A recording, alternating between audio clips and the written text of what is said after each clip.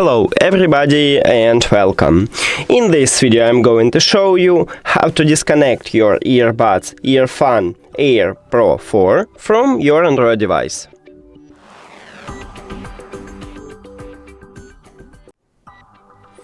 You have to start by open Settings and now go to Connected Devices. Then click the settings icon near to your earbuds at the device list. And right here at the right side we have a button Disconnect. But before I click on it, I tell you the difference between disconnect and unpair.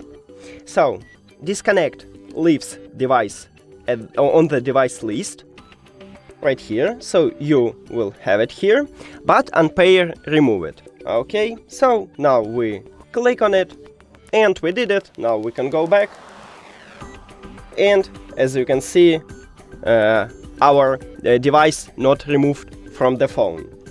That's it.